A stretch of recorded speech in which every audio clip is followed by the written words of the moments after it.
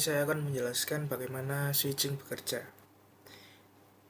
Jika komputer pengirim telah mengetahui MAC dan IP tujuan, komputer pengirim akan mengirimkan frame melalui port ke switch, dan kemudian switch akan meneruskan frame tersebut ke komputer tujuan berdasarkan forwarding table yang terdapat dalam switch. Hal itu dinamakan dengan switching. Dan di sini saya akan mempraktekkan menggunakan Cisco pakai tracer bagaimana cara switching menggunakan virtual. Kita siapkan satu switch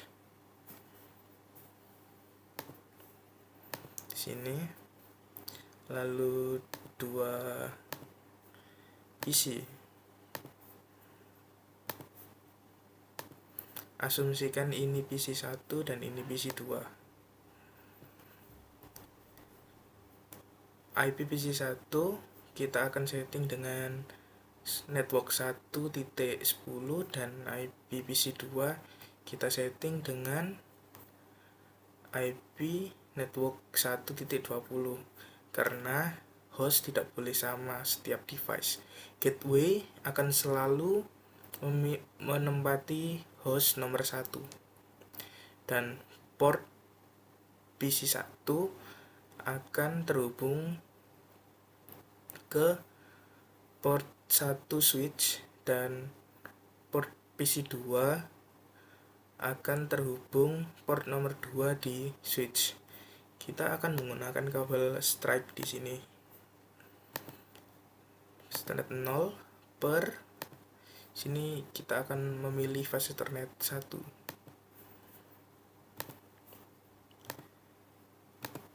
Di sini kita akan memilih fase Ethernet 2. Di sini kita akan menyeting kedua PC tersebut static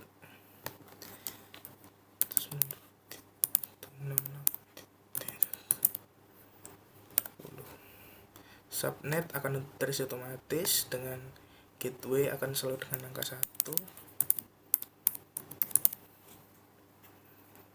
Selesai. Kita setting PC 2 dengan IP 20.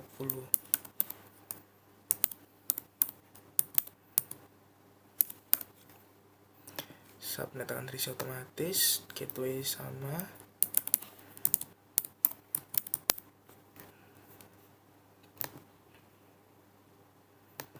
Di sini saya akan mencoba mengirim frame atau paket. Apakah paket tersebut sampai dengan selamat atau hilang? Bisa dilihat di sini statusnya sukses atau paket terkirim dengan sempurna. Bisa dicek juga menggunakan ping, mengeping PC kedua dengan IP 20.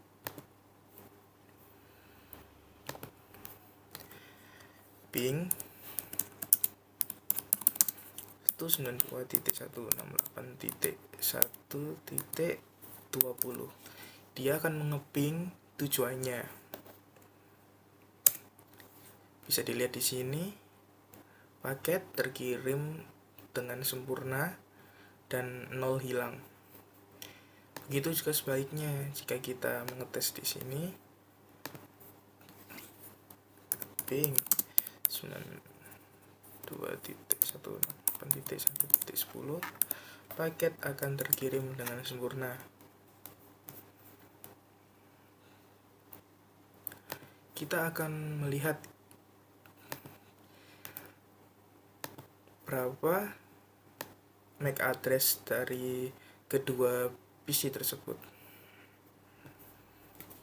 Caranya, kita akan masuk ke mode privilege dengan cara enable dan cari show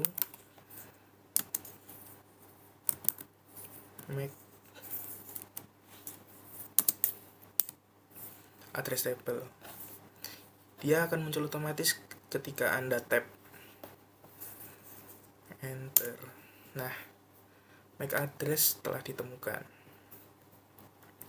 Dengan MAC address 00D0971380ED port 2 merupakan MAC address dari PC 2 dan port 1 merupakan MAC address dari IP 1.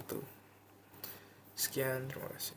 Kami selaku perwakilan dari kelompok 3 akan menjelaskan tentang mekanisme kerja protokol utama, data link, dan transport layer.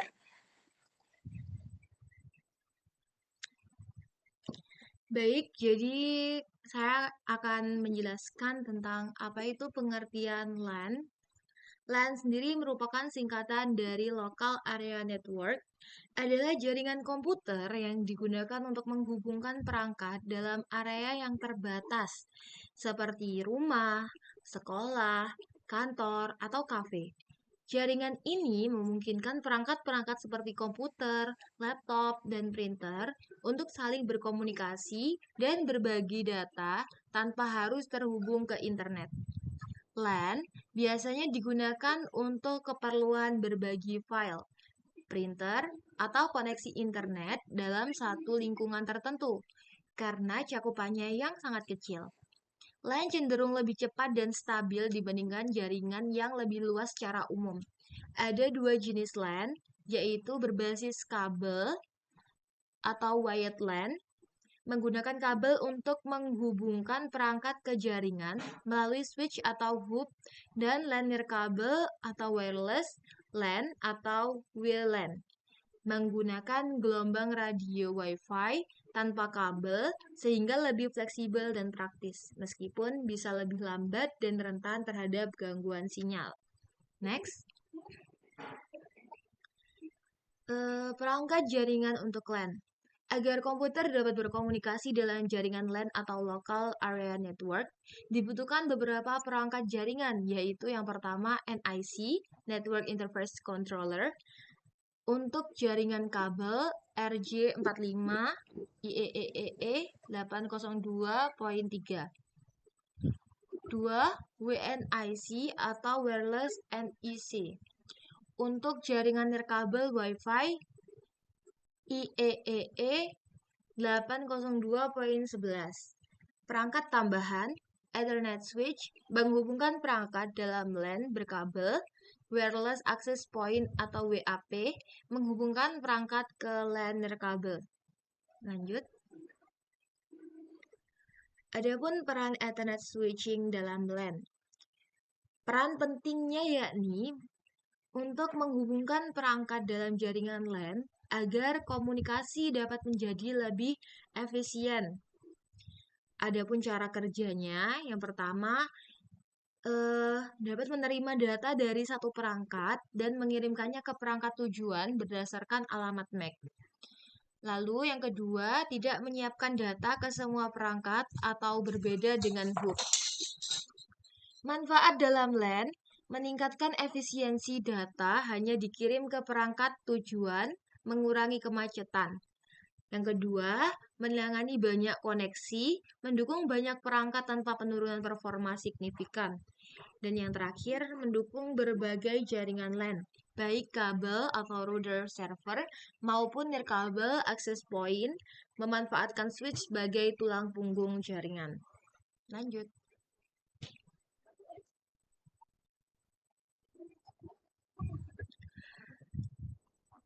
Membangun LAN dan Internet switching. Membangun Local Area Network atau LAN menggunakan Internet switching berarti membuat jaringan yang stabil, cepat, efisien dengan menggunakan switch sebagai penghubung utama antar perangkat. Dengan Ethernet switching, LAN bisa bekerja lebih efisien karena switch dapat mengatur lalu lintas, mengurangi kemacetan, dan memastikan kecepatan yang optimal untuk setiap perangkat dalam jaringan. Pengertian WLAN. WLAN atau Wireless Local Area Network adalah jaringan lokal yang menghubungkan perangkat tanpa kabel menggunakan gelombang radio atau Wi-Fi sebagai media komunikasi. WLAN memungkinkan perangkat seperti laptop dan smartphone terhubung ke internet atau jaringan internal tanpa perlu kabel fisik. Teknologi ini umumnya menggunakan standar IEEE 802.11 dan sering digunakan di rumah, kantor, sekolah, serta tempat umum seperti kafe, bandara. Keunggulan dibanding LAN kabel adalah lebih fleksibel, mudah dipasang, dan memungkinkan mobilitas pengguna kabel tanpa terganggu oleh kabel. Namun, keamanan dan stabilitas sinyal bisa dipengaruhi oleh interferensi dan jarak. Teknologi WLAN atau Wireless Local Area Network. Yang pertama yaitu Wi-Fi dengan IEEE 802.11. Jaringan nirkabel yang paling umum digunakan untuk akses internet di berbagai perangkat. Yang kedua, WiMAX atau IEEE 802.16. Teknologi dengan jangkauan lebih luas dibandingkan Wi-Fi. Sering digunakan untuk akses internet broadband. LiFi atau Light Fidelity. Teknologi yang menggunakan cahaya untuk mentransmisikan data lebih cepat dibandingkan Wi-Fi.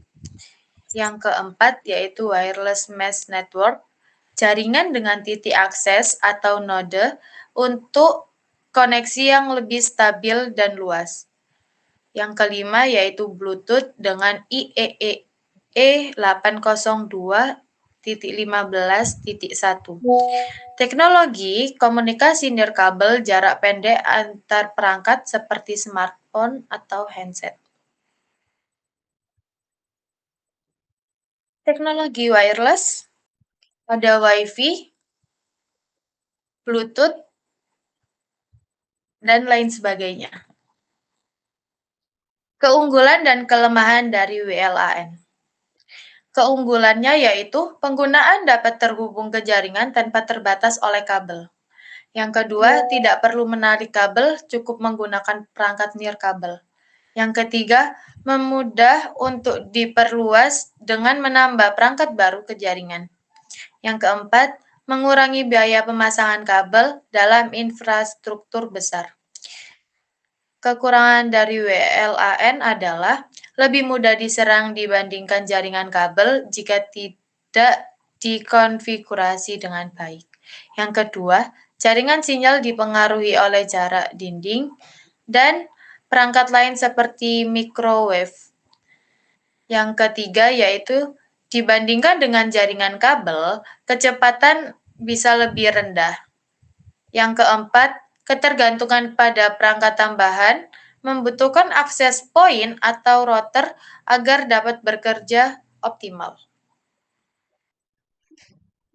Selanjutnya, saya akan menjelaskan tentang pengertian routing.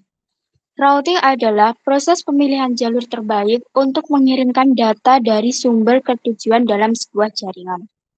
Jalur ini bisa melewati beberapa aspek jaringan seperti perangkat router, switch, atau hub sebelum data sampai ke tujuan akhirnya secara sederhana. Pengertian routing ini mengacu pada cara bagaimana sebuah data dapat menemukan jalan tercepat dalam jaringan. Dalam skala yang lebih besar seperti internet, routing menjadi sangat kompleks karena melibatkan ribuan rute yang berbeda. Oleh karena itu, router menggunakan tabel routing yang berisi informasi tentang jalur-jalur terbaik untuk mencapai tujuan tertentu. Next. Fungsi routing yang pertama menentukan jalur terbaik untuk proses pengiriman data, dan yang kedua untuk pengelolaan tabel routing, dan yang ketiga mengatur lalu lintas jaringan, dan yang terakhir menyediakan keamanan jaringan. Next.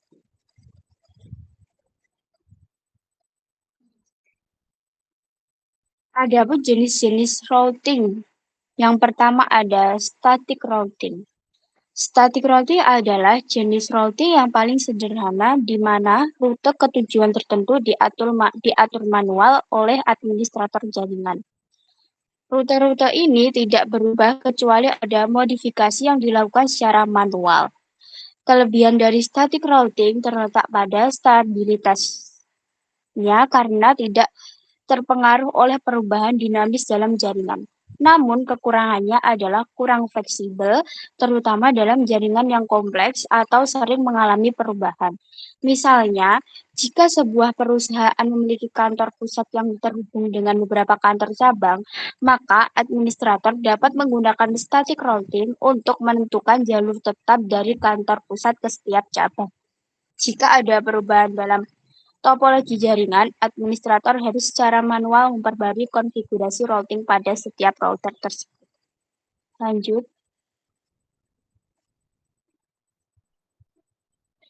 Dan yang kedua ada dynamic routing.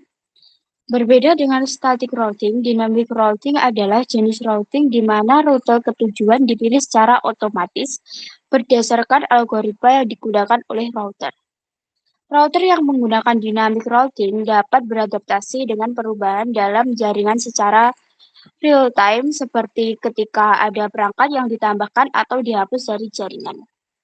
Protokol-protokol seperti RIP atau Routing Information Protocol, OSPF atau Open Shortest Path First, dan BGP atau Border Gateway Protocol sering digunakan dalam dynamic routing untuk mengelola dan memperbarui tabel routing.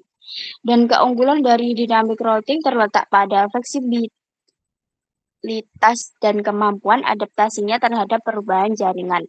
Hal ini sangat berguna dalam jaringan besar yang terdiri dari banyak perangkat dan jalur. Namun, routing ini butuh lebih banyak sumber daya karena router harus terus-menerus memproses informasi baru untuk memperbarui tabel routing.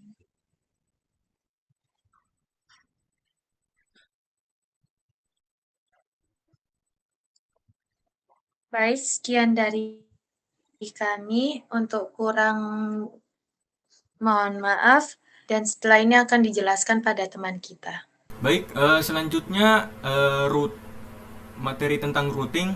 Nah, di sini saya akan melakukan sedikit praktek bagaimana cara routing di software Cisco Packet Tracer. Di sini saya sudah menyiapkan satu router, 2 switch, dan 2 klien. Kemudian di sini kita pertama-tama kita sambungkan kabel Ethernet melalui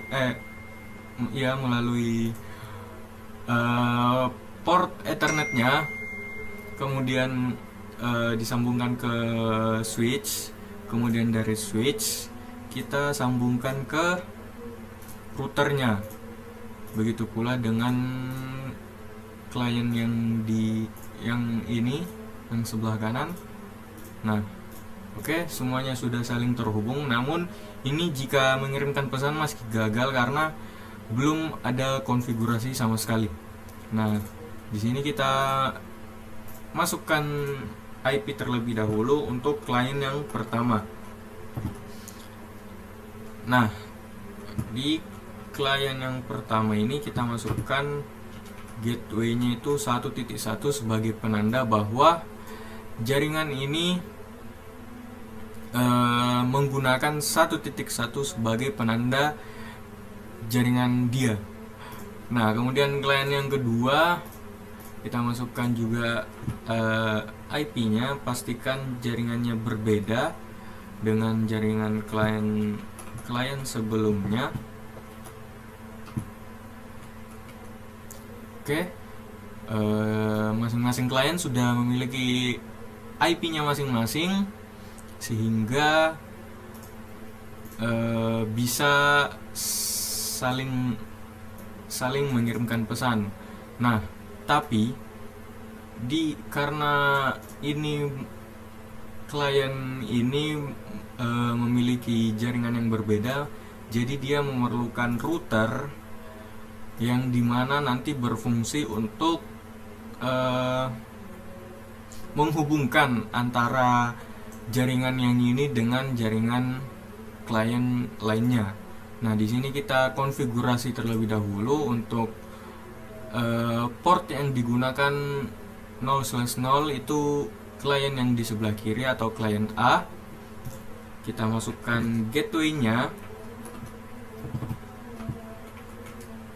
kemudian masukkan subnetnya. Nah, kemudian port untuk klien yang B dia menggunakan 1/0. Kita masukkan juga gateway yang dimasukkan tadi. Nah, masing-masing klien itu sudah terhubung melalui router. Nah, kita kirimkan pesan saya, tapi ini pasti gagal karena router itu perlu beberapa waktu untuk membaca alamat-alamat yang dipasangkan ke dalam routernya. Kita coba kirim pesan lagi. Nah, sudah berhasil kirim pesannya. Kita coba lihat simulasi pengiriman pesannya.